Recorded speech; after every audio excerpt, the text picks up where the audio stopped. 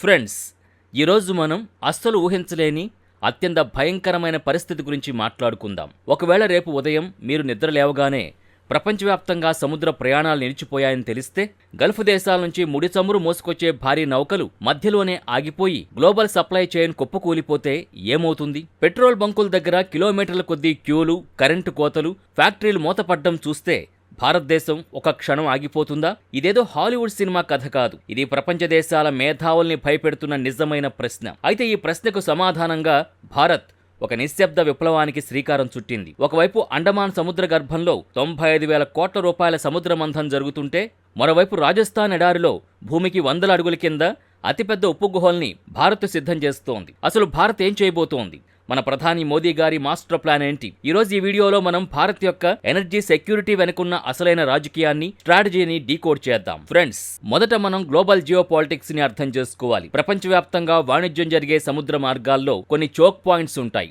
అందులో అత్యంత కీలకమైంది హార్ముజ్ జలసంధి, అంటే స్ట్రైట్ ఆఫ్ హార్ముజ్. ప్రపంచవ్యాప్తంగా జరిగే ముడి చమురు వ్యాపారంలో 20% వాటా కేవలం ఈ చిన్న సముద్ర మార్గం ద్వారానే సాగుతుంది. ఇటీవల అమెరికా మరియు ఇరాన్ మధ్య ఉద్రిక్తతలు పెరిగినప్పుడు, అలాగే ఎర్ర సముద్రంలో హౌతీ రెబల్స్ దాడులు పెరిగినప్పుడు ప్రపంచం మొత్తం వణికిపోయింది. కానీ భారత్ భయపడలేదు, పాఠం నేర్చుకుంది.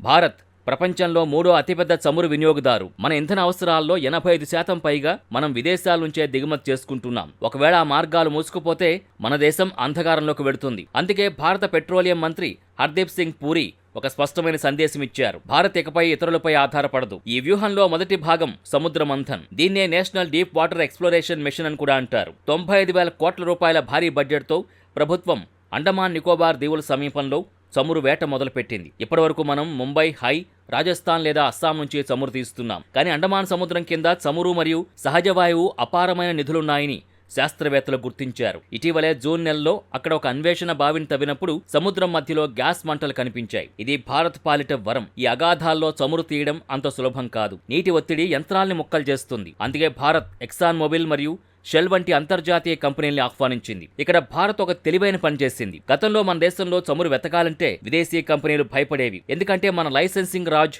చాలా కఠినంగా ఉండేది. కానీ ఇప్పుడు మోదీ ప్రభుత్వం HELP అంటే hydrocarbon exploration and licensing policy మరియు OALP వంటి విధానాలతో ఎవరైనా ఎప్పుడైనా డేటాను చూసి చమురు వెతికేలా నిబంధనల్ని సరళతరం చేసింది. దీనివల్ల విదేశీ పెట్టుబడులు వెల్లువెత్తుతున్నాయి. సరే, సముద్రంలో చమురు దొరికింది అనుకుందాం. కానీ యుద్ధం వస్తే ఆ చమురుని ఎక్కడ దాచుకోవాలి? దీన్నే స్ట్రాటజిక్ పెట్రోలియం రిజర్వ్స్ SPR అంటారు. ప్రస్తుతం మనకి విశాఖపట్నం, మంగళూరు, పాడూర్లలో రాతి గుహల్లో నిల్వలున్నాయి.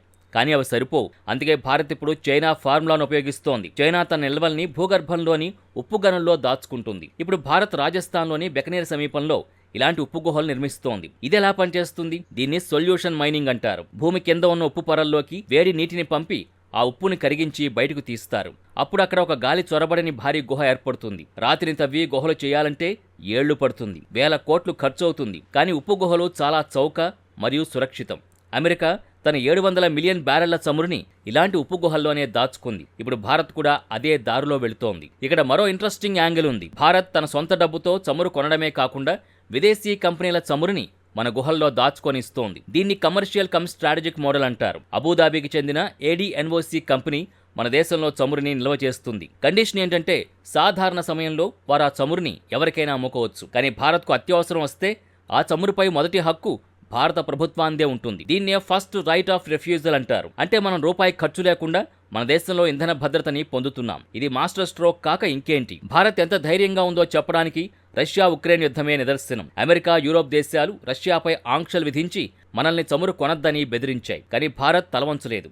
మా ప్రజల ఇంధన భద్రతే మాకు ముఖ్యమని తేల్చి చెప్పింది. రష్యా ఇస్తున్న భారీ డిస్కౌంట్ని వాడుకుని మన SPR ట్యాంకుల్ని నింపుకున్నాం. యూరోప్ దేశాలు ఇంధన ధరల పెరుగుదలతో ఇబ్బంది పడుతుంటే భారత్ తన ఆర్థిక వ్యవస్థను కాపాడుకోగలిగింది. ఇక చివరిగా రాజస్థాన్లోని పచ్పత్రలో నిర్మిస్తున్న 72,000 కోట్ల రిఫైనరీ HRRL. ఇది కేవలం పెట్రోల్ తీసే ఫ్యాక్టరీ కాదు, ఇది ఒక పెట్రోకెమికల్ కాంప్లెక్స్. మనం ప్లాస్టిక్, కెమికల్స్ కోసం చైనాపై ఆధారపడుతున్నాం.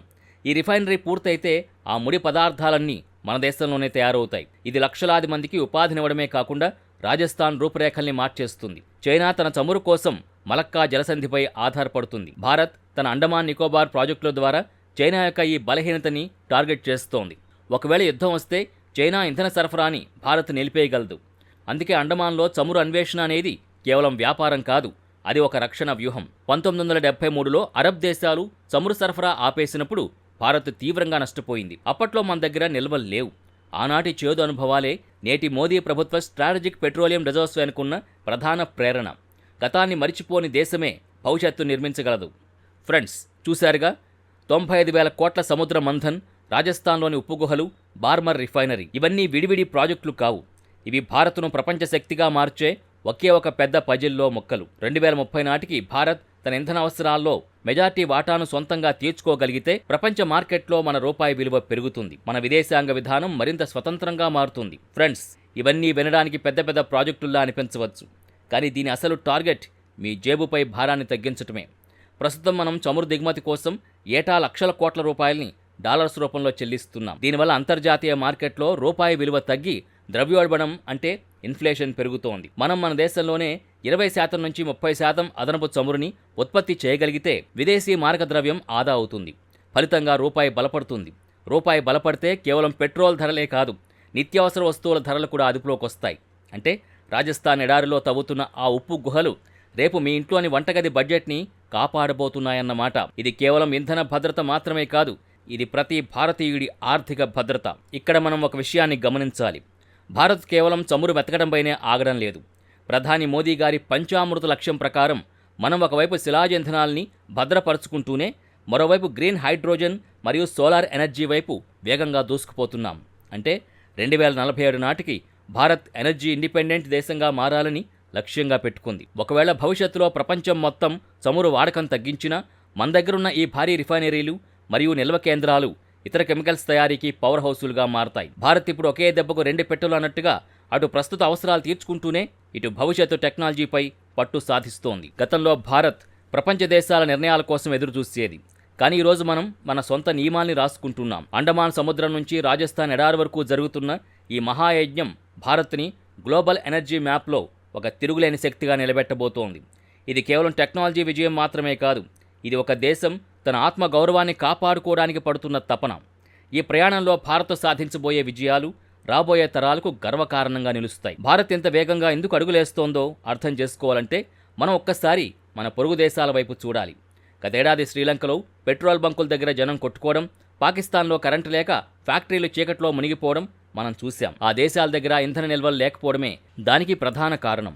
విదేశీ మారక ద్రవ్యం అయిపోగానే ఆ దేశాలు రోడ్డున పడ్డాయి.